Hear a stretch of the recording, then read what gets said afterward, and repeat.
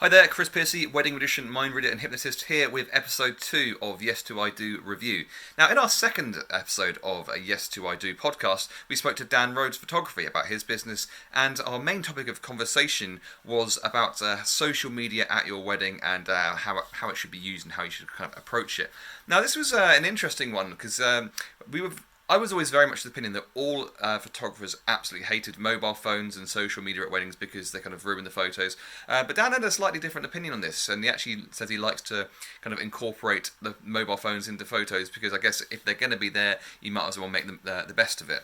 I'm not really sure how I sit with social media at weddings because social media is great because it's connects people. It's a great way of showing off things and create a timeline of things and mark points in history and your kind of personal history, which is great. But I think that I do think that phones and social media should be as little part of a wedding as possible, because I think that unless you're like an absolute social media fiend, if you like, if it's your life, if you're like your Instagram following is incredibly important to you, maybe it's even your job, then I can understand it being a bit different. But the thought of this kind of iconic shot, as we talk about, of the bride and groom having just had the vows, having their first kiss, that with all the phones and social media, kind of phones held up and whatever, I don't like the idea of it, and I suggest that maybe there's an evolution, and perhaps the new shot at a wedding is all of the phones all wanting to capture that moment. And I did say that I didn't like that very much at all.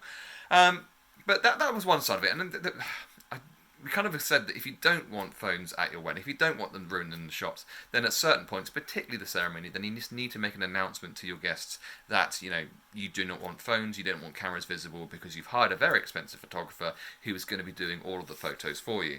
Now, that doesn't mean everyone's going to listen, but that's all you can do. I have heard of boxes outside of the ceremony room where people can leave their phones and they can pick them up after the ceremony. That way there's no interruptions and no chance of your wonderful photos being ruined.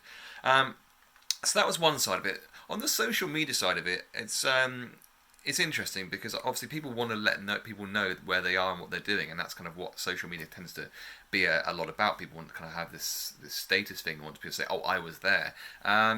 So it's down to you really, but it's something to consider, to actually say, look, it's my wedding day and it's about myself, it's about the people I love, my friends, my family, all the people around us, and I just want it to be about that. So can you please not put anything up on Facebook, not put anything up on Twitter or on Instagram, because we don't want our day shared with the world just yet. And I think it's 100% fine to ask people to respect your wishes on that.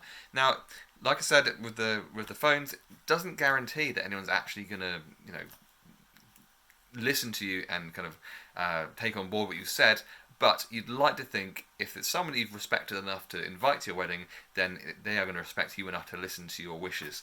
So, in brief, and it's kind of haven't really got anywhere because it's going to be down to you anyway, but I do think it's down to yourself and your partner's personal preference how much you want social media to be a part of the wedding. And that's kind of what we decided in the episode itself, that you've got to work out what it means to you and how much you want your privacy kind of kept and how much of the day you want private. Or maybe you're the exact opposite and you want the whole thing plastered all over social media because you want as many people to know that you've just married the love of your life. And there is no wrong way of doing it. There's only the right and wrong way for you and your partner. So there's a link for listening to the episode just above, so you can find that. And there are 4 ways in which I can help you with your wedding planning. First of all, you can listen to the podcast. It's called Yes Do I Do. Like I said, there's a link to that above. Next up, you can have a read of my blogs. You can find those at www.chrispiercymagic.co.uk/blog. I'll put a link for that as well. You can buy my book if you like. This is called Blissful Wedding Planning, Becoming a Stoic Bride. Now, this is not about how to plan a wedding. This is about how to fall in love with your wedding planning. So developing the perfect mindset so you can thoroughly enjoy your planning. And the 4th and final way in which I can help with your wedding planning is actually to be there on the day, performing magic, mind reading and hypnosis as you see fit. This breaks the ice between people, keeps the day flowing nicely, provides talking points, and is going to have the atmosphere absolutely buzzing, people laughing their heads off and just having a wonderful time. I guarantee that I can improve your wedding. You can find out more about that at www.chrispiercymagic.co.uk/wedding-magician. And I look forward to seeing you for another episode soon.